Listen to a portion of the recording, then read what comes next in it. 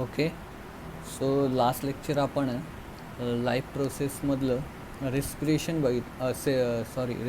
बघितलेलं आणि त्या रेस्पिरेशनमधून एनर्जी कशी रिलीज होते हे बघितलेलं.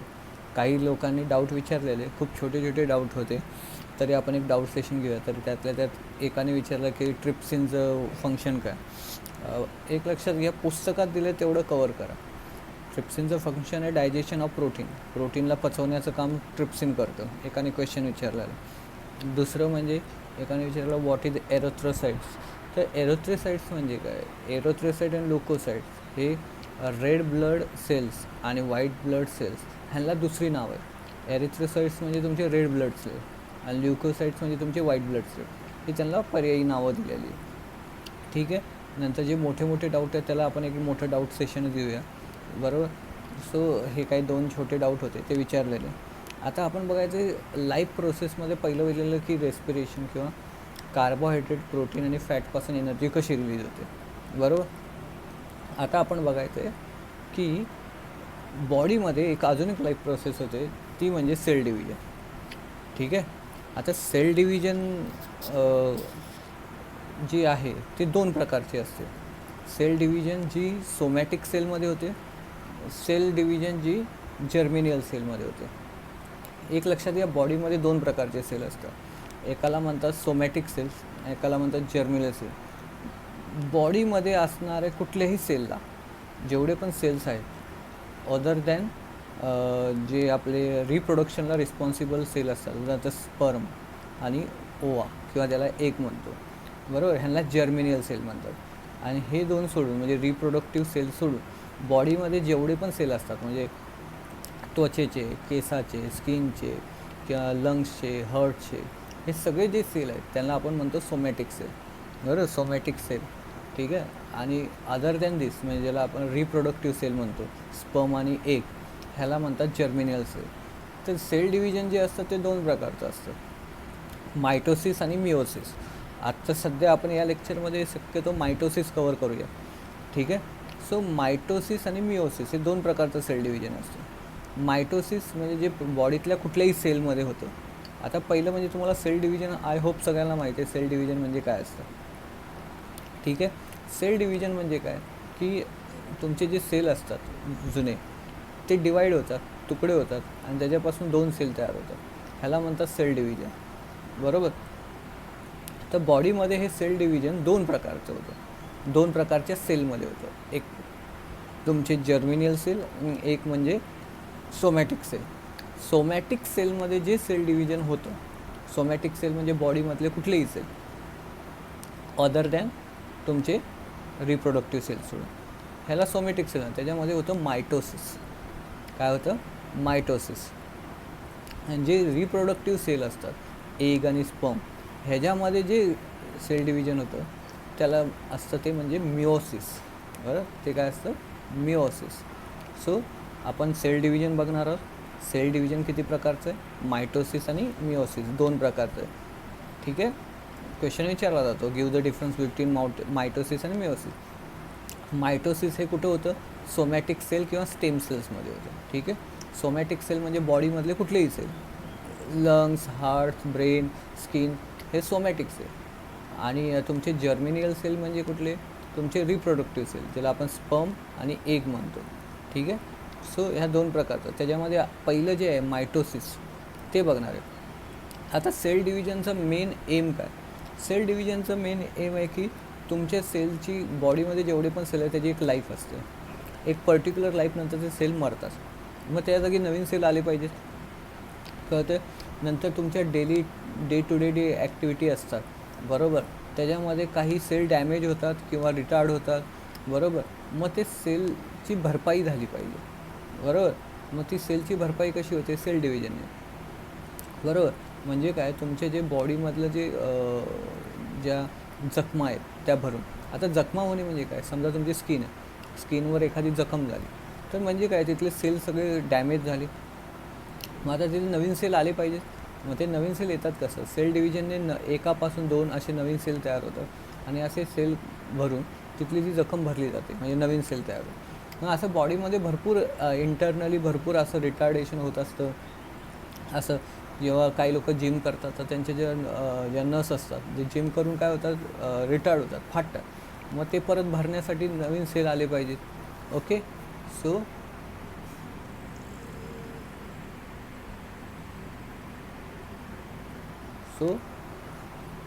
आता काय की ह्याच्यामध्ये आपल्याला सेल डिव्हिजन नेमकं काय उपयोग आहे हे कळते. हे सेल डिव्हिजनचं मेन एम आहे तुमच्या बॉडीची रिकव्हरी करणे. दिवसभरामध्ये तुम्ही भरपूर ॲक्टिव्हिटी करतात, थकता, त्याच्यामध्ये काही सेल मरतात किंवा काही सेल डॅमेज होतात, मग ते सेल परत रिकवर करणे, बरोबर, हे मेन सेल डिव्हिजनचं काम आहे. कळलं. म्हणजे सेल डिव्हिजनचं काम हे आहे तुमचं रिकव्हरी ऑफ द बॉडी. आता आपण बघितलेलं की मायटोसिस आणि मिओसिस दोन प्रकारचं सेल डिव्हिजन. मायटोसिस आहे की जे सोमॅटिक सेलमध्ये होतं किंवा स्टेम सेलमध्ये होतं. मिओसिस आहे जे फक्त आणि फक्त रिप्रोडक्टिव्ह सेलमध्ये होतं. कळलं. तर तुम्हाला एक क्वेश्चन आवर्जून विचारला जातो, give the difference between mitosis and meiosis. असा पाठ करण्यापेक्षा तुम्ही दोन्ही जर टॉपिक वाचले सायमल्टेनियसली तर तो समजेल. आता पहिला तर तुम्हाला गिव डिफरन्स कळला की मायटोसिस जे आहे ते स्टेम सेल्समध्ये आणि सोमॅटिक सेलमध्ये होतं आणि मिओसिस कशामध्ये होतं, रिप्रोडक्टिव्ह सेलमध्ये होतं. आता इकडे लक्ष द्या, जर पेज नंबर तुम्ही 17वर त्यांनी पहिलं तुम्हाला सेल डिव्हिजनचं एम माहीत पाहिजे. आता सेल डिव्हिजनचं एम कळलं की बॉडीमध्ये नवीन सेल तयार करणे, कारण की काही सेल्सची लाईफ असते, red blood cell, white blood cell, त्यानंतर प्लेटलेट्स, हे ह्यांची एक लाईफ असते. ती लाईफ झाल्यानंतर ते मरतात, नवीन सेल तयार करावे लागतात, बरोबर.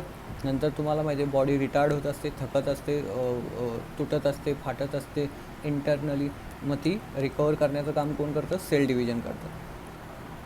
आता पेज नंबर 18वर, बरोबर, तर आपण पेज नंबर 18वरनं स्टार्ट करू. वाटलं तर 17चा जो लास्टचा पॅरेग्राफ आहे तिथून स्टार्ट करू, बरोबर. जिथे वाटेल तिथे मी तुम्हाला डायग्राम ड्रॉ करून दाखवेल. पेज नंबर 17वर जो लास्टचा पॅरेग्राफ आहे तिथून स्टार्ट करूया. There are two type of cell division as mitosis and meiosis. Mitosis occur in a somatic cell and stem cell of the body, where the meiosis in a germ cell. Before the study of the cell division, we should know the structural organization of cell that we studied earlier. Each cell has a nucleus. Beside other cell organelles are also present. Let us study the cell division with the help of this information. आता त्यांनी ते सांगितलं की mitosis आणि meiosis नावाचे दोन प्रकारच्या sale division असतात. तुम्हाला सांगितलेलं की मायटोसिस कशामध्ये होतं, सोमॅटिक सेल किंवा स्टेम सेल्समध्ये होतं. तर स्टेम सेल्स म्हणजे काय की ओरिजिनल सेल. ओरिजिनल सेल म्हणजे जेव्हा बेबी किंवा फिटस बनायला स्टार्ट होतो तेव्हा त्याचे अजून हातपाय डेव्हलप झालेले नसतात, ब्रेन डेव्हलप झालेलं नसतं, तो फक्त एक सेलचा गोळा असतो, बरोबर. त्याला म्हणतात स्टेम सेल, कारण की त्याच्यापासून, त्या सेलच्या गोळ्यापासून त्याचे लंग्स तयार होतं, हार्ट्स तयार होतं, हात तयार होतात, पाय तयार होतात, मग त्याला म्हणतात स्टेम सेल्स, जो सेलचा गोळा असतो त्यात. दुसरे म्हणजे आपले सोमॅटिक सेल. सोमॅटिक सेल म्हणजे तुम्हाला माहिती आहे बॉडीमधला कुठलाही पार्ट घ्या त्याच्या सेल म्हणजे त्याला सोमॅटिक सेल म्हटलं जातं. ठीक आहे. सो आता पेज नंबर 18वर या. 18वर आणि तुम्हाला बेसिक स्ट्रक्चर माहीत पाहिजे. बेसिक स्ट्रक्चर म्हणजे काय, तुम्हाला माहिती आहे सेल असतं. सेलमध्ये काय असतं, पहिलं सेंटरला न्यूक्लियस असतं, कळलं. न्यूक्लियसला पण एक कवर असतं, त्याला म्हणतात न्यूक्लिअर मेम्ब्रेन. काय म्हणतात, न्यूक्लियसला पण एक कवर असतं, त्याला म्हणतात न्यूक्लिअर मेम्ब्रेन. नंतर असतो बाजूने सायटोप्लाझम. बरं, अंडा जर इमॅजिन केला तर तो व्हाईट कलरचा जो बर्गर तो सायटोप्लाझम. आणि मग असतं सेल मेम्ब्रेन, जे अंड्याचं व्हाईट कलरचं बाहेरचं कवर आहे ते सेल मेम्ब्रेन, आणि मध्ये जो येलो आहे तो म्हणजे न्यूक्लियस. आता हा जो न्यूक्लियस आहे येलो कलरचा अंड्याचा, त्याला पण एक कवर असतं, त्याला म्हणतात न्यूक्लिअर मेम्ब्रेन. आणि हा जो न्यूक्लियस आहे तो असा अख्खा नसतो, तो छोटे छोटे सेंटरपासून बनलेला असतो, त्याला न्यूक्लियस म्हटलं जातं. काय म्हटलं जातं, न्यूक्लियस. म्हणजे अंड्याचा जर येलो बल्क असतो तो अख्खा असा नसतो सेलमध्ये, तो छोट्या छोट्या छोट्या छोट्या पॉईंटने बनलेला असतो, त्याला काय म्हणतात, न्यूक्लियस. ठीक आहे. सो हे बेसिक स्ट्रक्चर तुम्हाला जे माहीत पाहिजे. आणि त्यात तुम्हाला माहिती आहे की सायटोप्लाझम, जो व्हाईट कलरचं सगळं जे लिक्विड आहे अंड्याचं, त्याच्यामध्ये सगळे सेल ऑर्गन असतात, कळते. आता तुम्ही लास्ट इयर क्रोमोझोम हा टॉपिक भेटलेला. क्रोमोझोम काय असतं, क्रोमोझोम न्यूक्लियसमध्ये DNA गुंडाळलेला धागा असतो. काय असतो, गुंडाळलेला धागा, बरोबर, थ्रेड, बरोबर. जेव्हा तो असा एक्सच्या आकाराचा असतो त्याला आपण काय म्हणतो, क्रोमोझोम. ठीक आहे. पण तो ओरिजिनली तसाच असतो का? नाही, तो पहिला न्यूक्लियसमध्ये असा पसरलेला असतो, कळतं. ज्यावेळी सेल डिव्हिजन होतं तेव्हा तो एक्सच्या शेपचा होतो. एक्सचा शेप तुम्हाला माहिती आहे, आपण हेरिडिटरीमध्ये बघितलेलं की एक्सचा शेप म्हणजे कसा तुम्हाला माहिती आहे. जर तुम्हाला दाखवायचं म्हटलंच, जर बघा बेसिक स्ट्रक्चर की ह्याच्यामध्ये बघा, हे न्यूक्लियस आहे, असं छोट्या छोट्या न्यूक्लियसने बनलेलं आहे, ह्याला न्यूक्लियस म्हणतात. आणि हे छोटे छोटे न्यूक्लियस धाग्याने अटॅच असतात, बरोबर. हे धागे जे असतात ते धाग्याने अटॅच असतात, ह्याला म्हणतात क्रोमॅटिन फायबर. ह्याला काय म्हणतात? Chromatin fibre. आपण नवीला बघितलं. आणि हे न्यूक्लियसला एक कवर आहे, त्याला नाव दिलं आहे न्यूक्लिअर मेम्ब्रेन, बरोबर. आणि हे बाजूला आहे ते सगळं सायटोप्लाझम, आणि हे सेल काय म्हणतात? Cell membrane. तर तुम्हाला माहिती आहे की हे न्यूक्लियस छोटे छोटे हे धाग्याने अटॅच असतात, ह्याला म्हणतात क्रोमॅटिन फायबर. कळतं? क्रोमॅटिन फायबर कळले? ठीक आहे. आणि तुम्हाला माहिती आहे जेव्हा सेल डिव्हिजन होतात तर हे जे धागे आहेत ना, धागे हेच काय होतात, एकमेकाला गुंडाळले जातात आणि एक्सच्या शेपमध्ये होतात.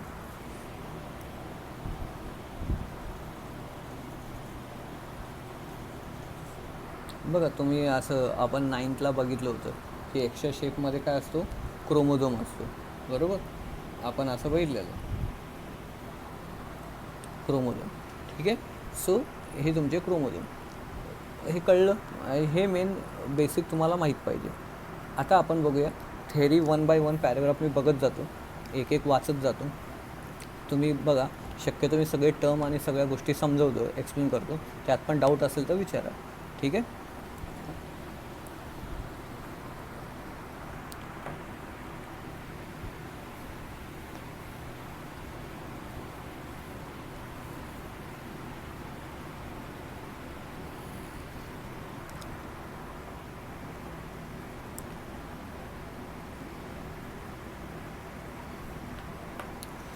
बघा पेज नंबर जी 18 आहे, 18मध्ये जी पहिली लाईन आहे, before the any type of cell division the cell double up it chromosome number present in a nucleus that is chromosome number is 2n, it double up to 4n. कुठलंही sale division start होण्यापूर्वी त्यांनी काय सांगितलं, जे number of chromosome असतात, क्रोमोझोमची संख्या double होते. म्हणजे जर ते 2n असतील तर ते किती होतात? 4n होतात. म्हणजे समजा ना, आपल्याला माहिती आहे किती पेअर असतात टोटल? 23 पेअर असतात, बरोबर. 23 पेअरच्या किती पेअर होणार? 46 पेअर होणार. का? कारण की एक लक्षात घ्या, सेल डिव्हिजनमध्ये अर्धा भाग एका सेलपासून 2 सेल तयार होतात.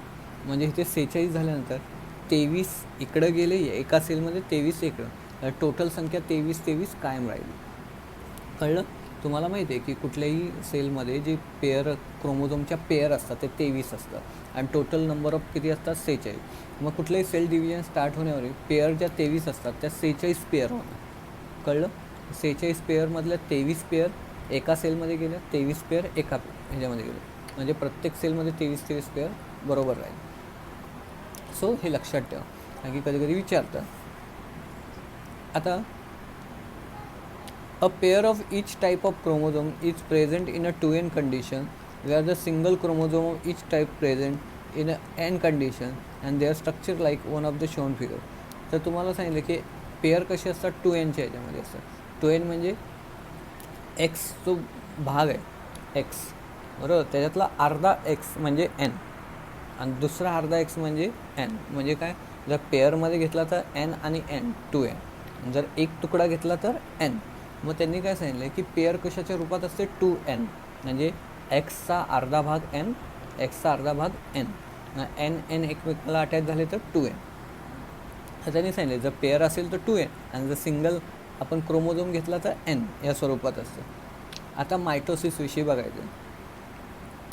Somatic cell and stem cell divide by the mitosis. Mitosis is complete through the 2 main stem. One is the karyokinesis, nuclear division, and cytokinesis, that is cytoplasmic division. A karyokinesis is the complete through the 4 step. तर त्यांनी काय सांगितलं, कुठलंही sale division होतं ना, sale division म्हणजे तुम्हाला कळलं की एक सेल असतो, एक सेलचे तुकडे होतात, त्याच्यापासून तुकडे होऊन 2 सेल तयार होतात. एक सेलपासून 2 सेल तयार होतात, त्याला सेल डिव्हिजन म्हणतात. तर ह्याच्यामध्ये त्यांनी काय सांगितलं, ते 2 स्टेपमध्ये होतं, एक कॅरिओकिनेसिस आणि सायटोकिनेसिस.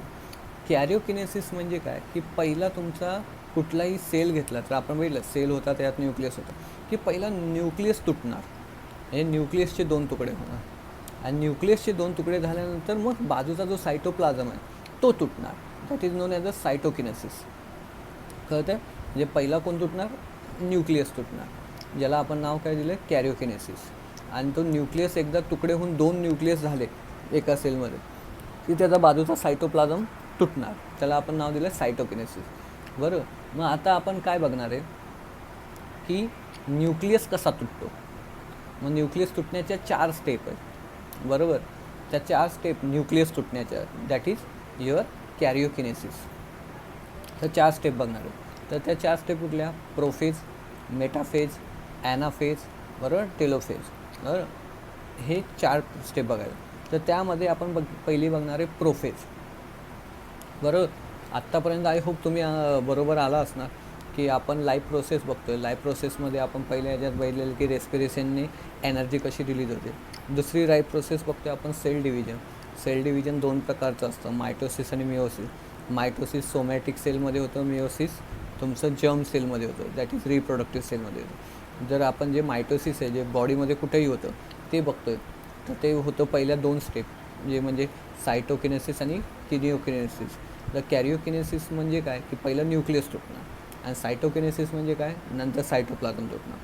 तर जो न्यूक्लियस तुटायची जी प्रोसिजर आहे ती 4 टप्प्यात होते, दॅट इज PM ॲट, बरोबर, प्राईम मिनिस्टर ॲट, बरोबर, PM at, that is prophase, metaphase, anaphase and telophase. बरोबर, ह्याच्यामध्ये काय होणार, कॅरिओकिनेसिस 4 स्टेपमध्ये होणार. तर त्याच्यामध्ये पहिलं जे प्रोफेज आहे ते आपण बघूया काय. त्याच्यामध्ये ए प्रोफेज म्हणून दिले, मी वाचतो बघा. In a prophase, condensation of basically thin thread like chromosomes start. Due to this, they become short and thick, and they start to appear along with their pair of sister chromatid. Centriole duplicate, and each centriole move to the opposite pole of the cell, and nuclear membrane and nucleolus start to disappear. आता हे त्यांनी भरपूर गोष्टी एकत्र सांगितलेल्या आहेत, त्या मी तुम्हाला नीट सांगतो की काय एक्झॅक्टली त्यांनी सांगितलं आहे. की पहिलं त्यांनी सांगितलं की इन अ प्रोफेस कंडेन्सेशन. आता जर आपण डायग्राम तुम्हाला मी दाखवली होती,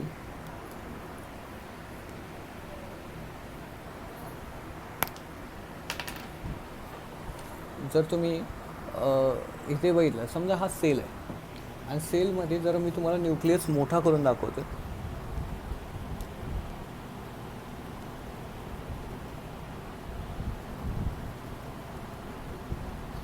बरोबर, ही आहे न्यूक्लिअर मेम्ब्रेन. न्यूक्लियसला कवर केलेली वॉल त्याला न्यूक्लिअर मेम्ब्रेन म्हणतात. आणि मी तुम्हाला सांगितलं की हा न्यूक्लियस अख्खा नसतो, ह्याच्यामध्ये छोटे छोटे न्यूक्लियस असतात, बरोबर.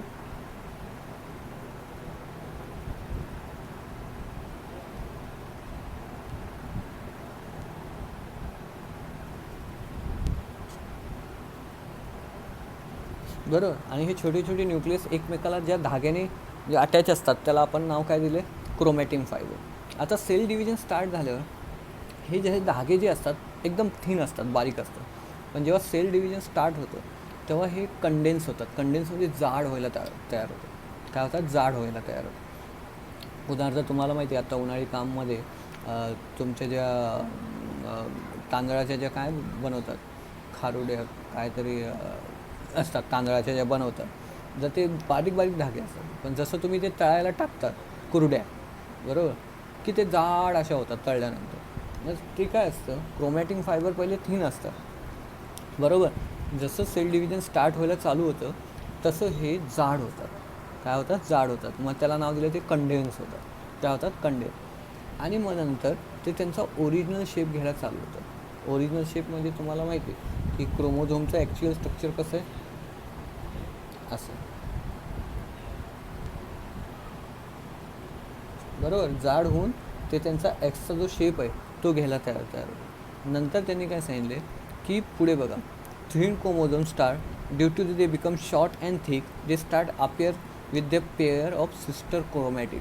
पेअर ऑफ सिस्टर क्रोमॅटिड म्हणजे काय, मी तुम्हाला सांगितलं की पहिलं एक क्रोमोझोम असा असतो, बरोबर, आणि अजून एक त्याला अटॅच झाला. पेअर ऑफ सिस्टर क्रोमॅटिड म्हणजे हे 2 भाग झाले, बरोबर, हे 2 भाग झाले. तर पेअर ऑफ सिस्टर क्रोमॅटिड, मग ते जे बाकीचे सिस्टर क्रोमोझोम आहेत त्यांच्यासोबत अपेअर होतो. ठीक आहे. पहिला तो काय असतो, धाग्यासारखा असतो, मग तो शॉर्ट आणि थिक होतो. आणि मग नंतर पेअर ऑफ सिस्टर क्रोमॅटिक म्हणजे काय, की त्याच्या इतर क्रोमोझोमसोबत तो अपेअर व्हायला चालू होतो. नंतर त्यांनी सांगितलं centriole duplicate and each centriole move opposite pole of the cell. Centriole म्हणजे इथे एक न्यूक्लियस असतो, इथे एक पार्ट असतो, त्याला म्हणतात सेंट्रिओल. काय असतो, ह्याला म्हणतात सेंट्रिओल. हा डुप्लिकेट होतो. डुप्लिकेट म्हणजे एका सेंट्रिओलचे 2 सेंट्रिओल होते, बरोबर. And they start move toward the pole. Pole म्हणजे तुम्हाला माहिती आहे 2 पोल असतात कुठल्याला, नॉर्थ पोल आणि साऊथ पोल. इथे असं काही नाही, पण इथे हे 2 पोल आहेत. मग हे काय होतात, पोलकडे मूव्ह होतात. काय होतात, पोलकडे मूव्ह होतात. म्हणजे एक सेंट्रिओल इकडे गेला आणि एक सेंट्रिओल साऊथ पोलला गेला, बरोबर. मग त्यांनी काय सांगितलं, centriole duplicate each centriole move opposite pole of the cell. Nuclear membrane and nuclear layer start disappearing. आणि ही जी न्यूक्लिअर मेम्ब्रेन आहे, म्हणजे न्यूक्लियसला असणारी ही मेम्ब्रेन आहे, ती डिसेपिअर व्हायला चालू होते. डिसेपिअर म्हणजे गायब व्हायला चालू होते, बरोबर. म्हणजे धुंदली होते एकदम, बरोबर. आणि हे जे न्यूक्लिओलस आहेत, म्हणजे आतमध्ये जे छोटे छोटे न्यूक्लियस होतं, ते पण डिसेपिअर व्हायला होतं. म्हणजे काय होतं, की ही न्यूक्लिअर मेम्ब्रेन काय झाली, गायब व्हायला चालू झाली. आणि हे सेंट्रिओल्स कुठं गेले, पोलपाशी गेले. ही आहे तुमची पहिली प्रोफेज, कळतं आहे. सो ही आहे प्रोफेज.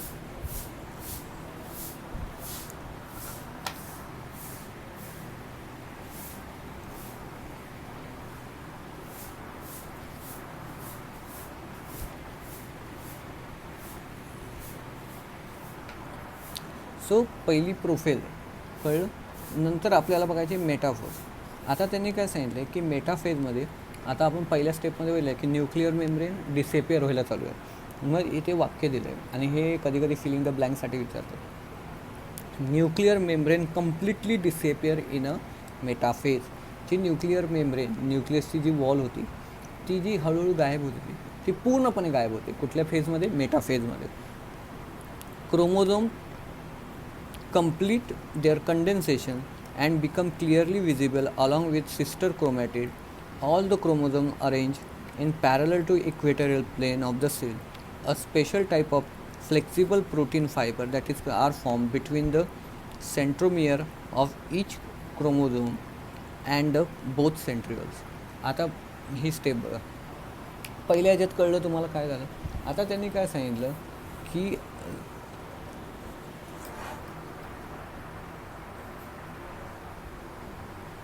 न्यूक्लिअर मेम्ब्रेन कम्प्लिटली गायब झाली आणि जे क्रोमोझोम होते त्यांनी त्यांचा जो एक्स्ट्रा शेप आहे तो पूर्णपणे घेतला, बरोबर. मग आता मी तुम्हाला ते काढून दाखवतो.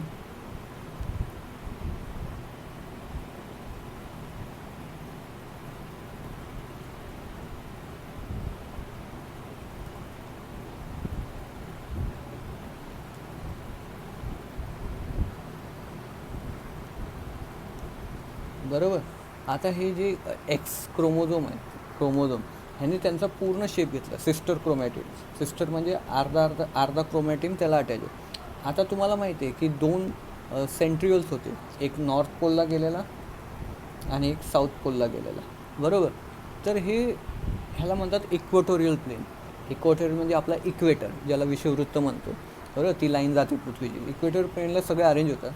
आणि इथून स्पिंडल शेप फायबर. स्पिंडल म्हणजे काय, की स्पिंडल म्हणजे तुमची जी फिरकी असते त्या शेपमध्ये, की तिथून प्रोटीनचे फायबर प्रत्येक सेंट्रोमियर म्हणजे क्रोमोझोमच्या सेंटरला बघा गोल आहे, ह्याला सेंट्रोमियर म्हणतात. तर इथून स्पिंडल फायबर कशातून जातो, सेंट्रिओल्समधून जातो.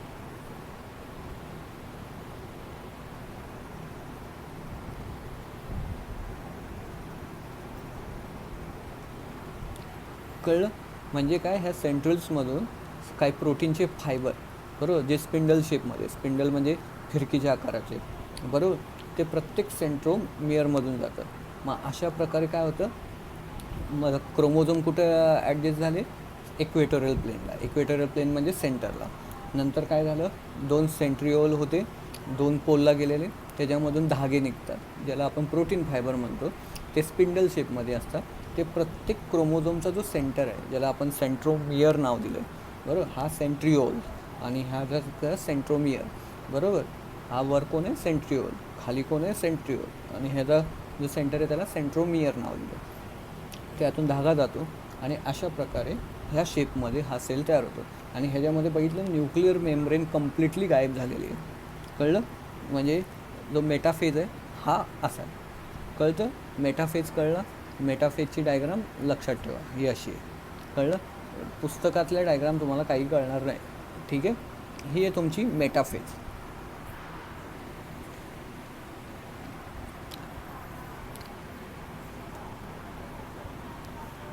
सो आता आपण पुढचा टप्पा बघूया, दॅट इज ॲनाफेज. काय बघूया आपण? Anaphase. In anaphase centromere split, म्हणजे जो मध्ये क्रोमोझोमचा जो सेंटर आहे ज्याला आपण सेंट्रोमियर, तो स्प्लिट होतो, तुटतो. And their sister chromatid of each chromosome separate and they pull apart in a opposite direction with help of spindle fibre. Separated and sister chromatid are called daughter chromosome. Chromosome being pulled appear like bunch of banana. In this way, each set of chromosome reach to opposite pole of the cell. आता ह्याच्यामध्ये बघा, ह्याच्यामध्ये जो centre दिसतोय प्रत्येकाचा, ह्याला centromere, हा break होतो. काय होतो? ब्रेक होतो. त्यामुळे अर्ध फूल जे आहे ते वर, अर्ध फूल खाली. ह्यालाच आपण नाव काय दिले? Sister chromatid. बरोबर? हे कोण आहे? Sister chromatid. तर हे सेंटर काय होतो? तुटतो. आणि मग हे जे आहेत ते वरचा जो अर्धा पार्ट आहे वर जातो, खालचा अर्धा पार्ट खाली जातो. आणि हे वर जात असताना हे काय वाटतं? बंच ऑफ बनाना, एक केळ्याचा गच्चा कसा असतो तसा वाटतं. बरोबर? तुम्हाला मी ड्रॉ करून दाखवतो.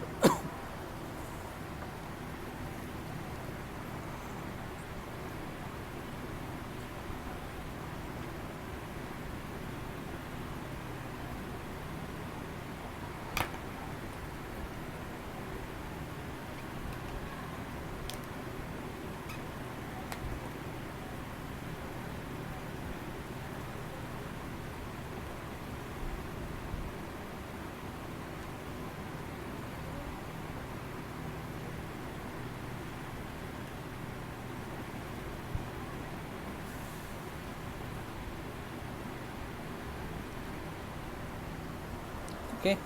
सो हे बघा, मधला जो सेंटर आहे तो तुटला आणि अर्धा पार्ट सिस्टर क्रोमॅटिड आहेत, हे ह्यांना सिस्टर क्रोमॅटिड. अर्धा पार्ट हे जे स्पिंडल फायबर आहे तो वर खेचतात, अर्धा पार्ट आहे तो स्पिंडल फायबर खाली खेचतात. अशा प्रकारे हे काय होतं? एकमेकांपासून वर. मग हे बंच ऑफ बनानासारखं वाटतं. केळ्यांचा तो असा बंच असतो तसं बंच ऑफ बनानासारखं वाटतं की एकमेकांपासून सेपरेट होतं. So sister chromatin of each other separate and they pull apart opposite direction. हे सेपरेट झाले आणि अपोजिट डायरेक्शनला पुल करतात. म्हणजे वरचे स्पिंडल फायबर त्याला वर पुल करतात, खालचे स्पिंडल फायबर खाली पुल करतात. Separated sister chromatid are as the daughter chromosome. मग ह्याला काय म्हटलं जातं? Daughter chromosome. सेपरेटेड जे क्रोमॅटिड आहेत त्यांना काय म्हटलं जातं? Daughter chromosome. Full like bunch of banana. हे काय वाटतं? बंच ऑफ बनानासारखे वाटतात. In this way each set of chromosome reach at the opposite pole of the cell. अशा प्रकारे प्रत्येक सेट काय होतो? वर आणि खाली अपोजिट डायरेक्शनला जातो. कळलं? सो ही तुमची ॲनाफेज आहे. आता जी पुढची फेज आहे ह्याच्यामधली, कशामधली? केनिओसिस ऑर द कॅरिओकेनेसिस, ज्याला आपण न्यूक्लियस पहिलं तुटणं बोलतो. बरोबर? त्याची लास्टची स्टेप म्हणजे काय? की टेलोफेज. त्याच्यामध्ये का तर chromosome which have reach the opposite pole of the cell now start condense and due to which they again become thread like thin structure and invisible nuclear membrane is formed around each chromosome reach at the pole. Thus the two daughter nuclei are formed and nucleolus start appearing each daughter nucleus and spindle fire completely disappear. आता ह्याच्यामध्ये काय होतं की ह्याच्यामध्ये तुम्हाला माहीत होतं की आता पहिला न्यूक्लियस होता त्याच्यापासून येतात. आता काय झालं? हे दोन गेल्यानंतर काय होतं? इथे एक न्यूक्लियस तयार होतो, न्यूक्लिअर मेम्ब्रेन, आणि ही एक न्यूक्लिअर मेम्ब्रेन. आता हे स्पिंडल फायबर गायब होतात. काय होतं? गायब होतात. आणि हे क्रोमोझोम कशापासून बनलेले? Chromatin fibre, thread like structure. मग हे परत असे बारीक बारीक बारीक बारीक धागे तयार होतात. बरोबर? आणि न्यूक्लियस दिसतात. न्यूक्लियस म्हणजे छोटे छोटे न्यूक्लियस होते ना एका न्यूक्लियसमध्ये, सेम वे इथे होतं. की आता हे परत काय होतात, धाग्यासारखे तयार होतात, बरोबर, बारीक धाग्यासारखे. आणि ते न्यूक्लियस, आणि प्रत्येकाला बघा एक न्यूक्लिअर मेम्ब्रेन तयार झालं. म्हणजे अशा प्रकारे एका न्यूक्लियसचे 2 न्यूक्लियस तयार झाले. कळलं? म्हणजे 2 न्यूक्लियर तयार झालं. म्हणजे तुमचं कॅरिओकिनेसिस म्हणजे न्यूक्लियसचं डिव्हिजन कंप्लीट झालं. कळलं? आता ह्याच्यानंतर जे स्टार्ट होतं जे म्हणजे सायटोकिनेसिस, बरोबर. इथे काय होतं, इथे कुठेतरी एक नॉच डेव्हलप होतो. काय होतं? नॉच, बरोबर, नॉच डेव्हलप होतो. नॉच म्हणजे खड्डा समजा ना, बरोबर. हा नॉच डेव्हलप होतो आणि हा नॉच काय होतो, डीप होत जातो आणि वाढत जातो. आणि अशा प्रकारे हा वाढत हे जर काय करतो, एका ह्याच्यापासून तो